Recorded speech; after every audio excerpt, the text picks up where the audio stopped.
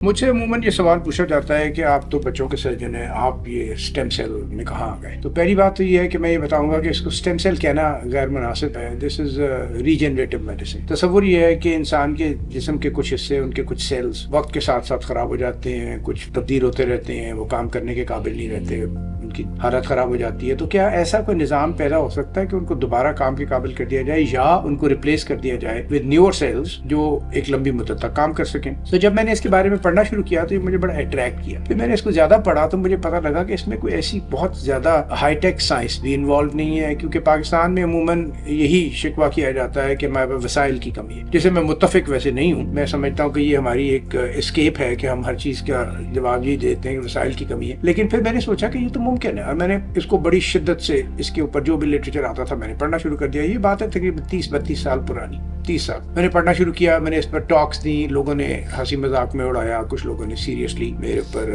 مذاق بھی کیا کہ آپ تو فکشن کی باتیں کرتے ہیں، آپ تو سائنس فکشن کی بات کرتے ہیں۔ And I remember this was said in a meeting in children hospital کہ آپ سائنس فکشن لکھنا شروع کریں۔ تو میں نے کہا اچھا کوئی بات نہیں، خیر وقت آتا رہتا ہے۔ پھر کئی میں آ گیا، کئی میں کوشش کی، وہاں نہ کامیابی حاصل ہو سکی، اینڈ فائنلی میں کئی کے آخری دنوں میں کئی والے اس بات مان گئے کہ وہ پیسے تو نہیں دیں گے کوئی، لیکن اگر میں اپنے وسائل سے اس کو بنانا چاہوں تو میں بنا دوں گا۔ سو اس وقت بہت زیادہ وسائل بھی نہیں تھے، لیکن میرا شوق اتنا تھا کہ میں نے اپنے بہت سے پیسے لگا کے اس کو شروع کر دیا۔ کئی میں this was funded entirely by me and my friends. تو ہم نے ایک لیب بنا لی جس میں ہم نے کچھ تجربے کرنے شروع کیے اور سیل کلچر کرنے شروع کیے، ان کو چینج بھی کرنا شروع کیا۔ It was very encouraging. ہم نے یہ کام پریزنٹ بھی کیا 2-4 جگہ پہ، لیکن ہم کوئی انسانوں پہ تجربات نہیں کر سکے۔ وہ ہمیں موقع ملا جب چلڈرن ہاسپٹل میں میں نے سیکنڈ لیب بنائی۔ وہ بھی سرکاری پیسے تو اویلیبل نہیں تھے، لیکن تب تک میرے پاس ایک گروپ اکٹھا ہو چکا تھا جنہوں نے تھوڑی کنٹریبیوشن کی، کچھ میں نے پیسے دیے، تو ہم نے سیکنڈ لیب بنا لی۔ اس میں پھر کیونکہ تجربہ کافی ہو چکا تھا تو ہم نے بچوں پہ ایکسپیریمنٹ شروع کیے، تو دیٹ میڈ نیوز،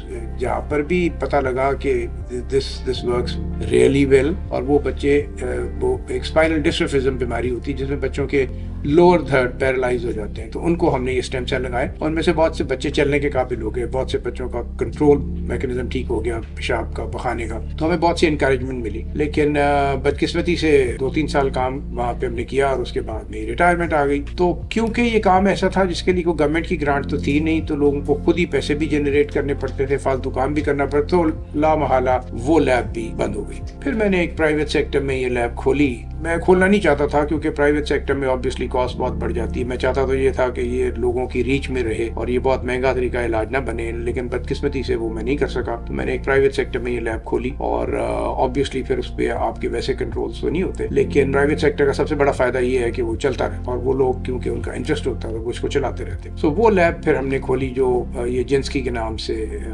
کھلی ہے، اور وہ چل رہی ہے، اور اس میں ایڈیشنز بھی ہو رہی ہیں، اس کی کوالٹی بھی بہتر ہو رہی ہے، اور اس میں بہت سے مریضوں کا ہم علاج بھی کر چکے ہیں۔ تقریباً میرے خیال 150 مریضوں کا علاج اس میں ہو چکا ہے، شاید اس سے بھی زیادہ ہو گیا ہوگا۔ میجورٹی آف پیشنٹس آٹزم کے ہیں، آئی ڈیزیزز کے ہیں، اور انفرٹیلٹی کے ہیں۔ میں اب انٹائرلی بچوں میں آٹزم ہی کو دیکھ رہا ہوں، باقی چیزیں دوسرے ڈاکٹرز دیکھ رہے ہیں، اور اس سلسلے میں کچھ اچھے ریزلٹس ہیں۔ لیکن آبویسلی یہ کوئی اسٹیم سیل والی جو کہانی لوگوں کے ذہن میں ایک تصور یہ پیدا ہو گیا یہ شاید میریکل ہے، یہ میریکل نہیں ہے۔ Every thing has to be used intelligently. اگر آپ اس کو غلط طریقے سے استعمال کریں گے تو بہت جلد یہ طریقہ علاج بھی فیل ہو جائے گا، کیونکہ اگر آپ اس کو ایسے لوگوں میں یوز کریں گے جن میں اس کی انڈیکیشن نہیں ہے، اگر آپ سب کو کرنا شروع کر دیں گے تو یہ طریقہ علاج بھی اس طرح کامیاب طریقے پہ لوگوں کا علاج نہیں کر پائے گا۔ تو یہ ہے میرا سفر جو اسٹیم سیل یا ریجنریٹو میڈیسن کا پچھلے 20-25 سال، 30 سال بلکہ اس میں مجھے صرف ہو گئے، اور اب یہ کچھ حد تک میں اس کو کامیابی بھی کہہ سکتا ہوں۔ اب کیونکہ جیسے میں نے بتایا پرائیویٹ سیکٹر میں چیزیں چلتی رہتی ہیں، امپروومنٹس بھی ہوتی رہتی ہیں، تو اس میں پھر یہ آج کل جو بہت